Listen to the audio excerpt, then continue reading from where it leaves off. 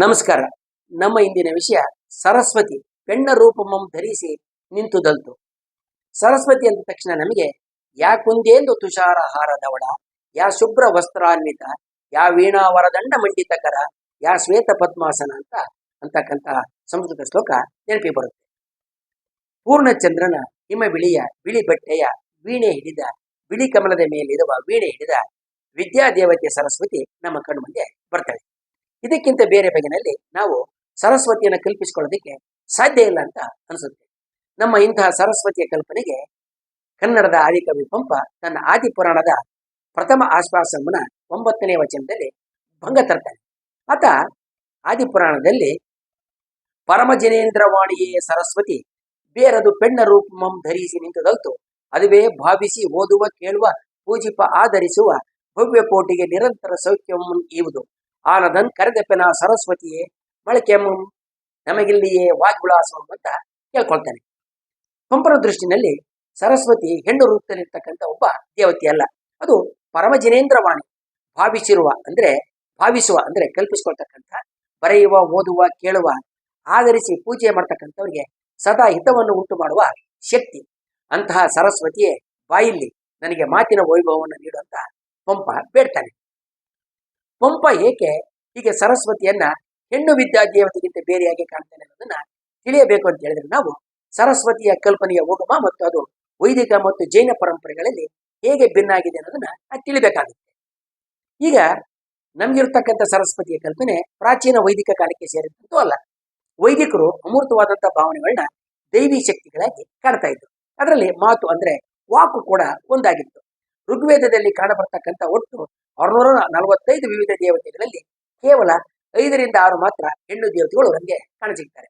ವೈದಿಕರು ಪಿತೃಪ್ರಧಾನವಾದ ಸಂಸ್ಕೃತಿಯನ್ನು ಹೊಂದಿದ್ರಿಂದ ದೇವತೆಗಳ ಸಂಖ್ಯೆಯಲ್ಲಿ ಇಂತಹ ಲಿಂಗ ಅಸಮಾನತೆ ಕಂಡುಬರ್ತದೆ. ಋಗ್ವೇದದಲ್ಲಿ ನದಿ ಸರಸ್ವತಿಯನ್ನ ಅಂಬಿತಮೆ, ನದೀತಮೆ, ದೇವಿತಮೆ ಅಂತ ಹೊಗಳಲಾಗಿದೆ. ಋಗ್ವೇದದಲ್ಲಿ ವಾಕ್ ಅಂದ್ರೆ ಮಾತು, ಅಂತರಿಕ್ಷದ ಅದಿತ್ರಿ, ಕೇಳೋದು, ನೋಡೋದು, ಅರಿಯೋದು, ಮಾತನಾಡ್ತಕ್ಕಂಥದ್ದು ಎಲ್ಲದರ ಮೂಲ ವಾಕ್. ಮುಂದಿನ ದಿನಗಳಲ್ಲಿ ಈ ವಾಕ್ ಕಲ್ಪನೆ ವಾಗ್ದೇವಿಯಾಗಿ ವಿಕಾಸಗೊಳ್ಳುತ್ತೆ. ಬ್ರಾಹ್ಮಣಗಳ ಕಾಲದಲ್ಲಿ ವಾಗ್ದೇವತೆಯನ್ನ ವೇದಗಳ ತಾಯಿ, ಭೂಮಿ, ವಾಯು, ಆಕಾಶಗಳ ಕಾರಣ ಅಂತ ಭಾವಿಸಿಕೊಳ್ಳಾಗುತ್ತೆ. ಇಂತಹ ಬ್ರಾಹ್ಮಣಗಳ ಕಾಲದಲ್ಲಿಯೂ ಕೂಡ ಸರಸ್ವತಿ ಮತ್ತು ವಾಗ್ದೇವಿ ಬೇರೆ ಬೇರೆ ದೇವತೆಗಳೇ ಆಗಿರ್ತಾರೆ. ವಾಕ್ ವೇದಗಳ ವಾಣಿಯಾಗಿದ್ರೆ ಸರಸ್ವತಿ ಜೀವನದಿಯಾಗಿರ್ತಾಳೆ. ಹಲವು ಶತಮಾನಗಳ ನಂತರ ಸರಸ್ವತಿ ಮತ್ತು ವಾಕ್ ಅಂದ್ರೆ ವಾಗ್ದೇವಿಯನ್ನ ಒಗ್ಗೂಡಿಸಲಾಗುತ್ತೆ. ನಂತರ ಶಾರದಾ ಅಂತಕ್ಕಂಥ ಇನ್ನೊಬ್ಬ ದೇವತೆಯನ್ನ, ಸ್ವತಂತ್ರ ದೇವತೆಯನ್ನ ಈ ದೇವತೆಗಳಲ್ಲಿ ಲೀನ ಮಾಡಿ ಜ್ಞಾನದ ಮೂಲ ದೇವಿ ಒಬ್ಬಕೆಯನ್ನಾಗಿ ಕಾಣಲಾಗುತ್ತೆ.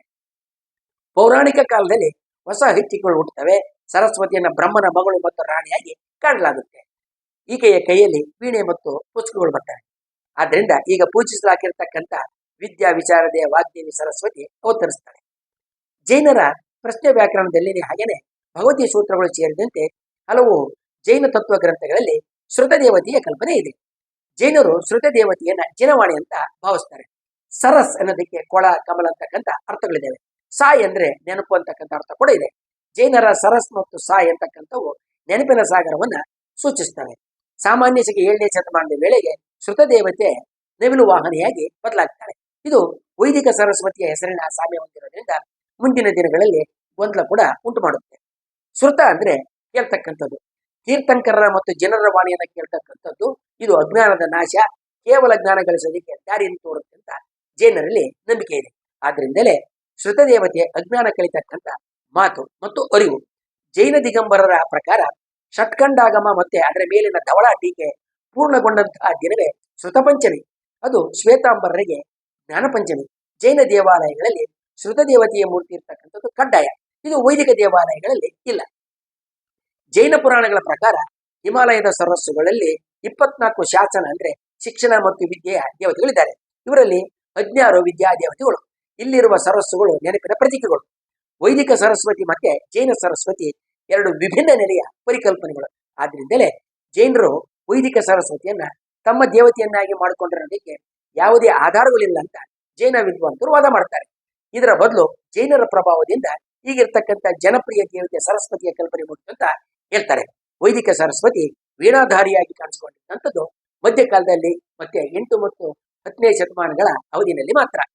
ಈ ಎಲ್ಲ ಕಾರಣಗಳಿಂದ ಪಂಪ ತನ್ನ ಜೈನ ತತ್ವಕ್ಕೆ ಅನುಗುಣವಾಗಿ ಸರಸ್ವತಿ ಬೇರೊಂದು ಪೆಣ್ಣ ರೂಪಂ ತಳೆದು ಅಲ್ತು ಅಂತ ಹೇಳಿ ಬರಿತಕ್ಕಂಥದ್ದು, ಓದ್ತಕ್ಕಂಥದ್ದು, ಕಲ್ಪಿಸ್ಕೊಳ್ತಕ್ಕಂಥದ್ದು ಅದುವೇ ಸರಸ್ವತಿ ಅಂತ ಹೇಳ್ತಾರೆ. ಆ ಮೂಲಕ ಭಾರತೀಯ ಸಾಂಸ್ಕೃತಿಕ ಮತ್ತು ಧಾರ್ಮಿಕ ಪರಂಪರೆಗಳ ನಡುವೆ ಇರ್ತಕ್ಕಂಥ ವ್ಯತ್ಯಾಸ ಮತ್ತು ಸಮನ್ವಯಗಳತ್ತ ಆತ ಗಮನವನ್ನ ಸೆಳಿತಾನೆ.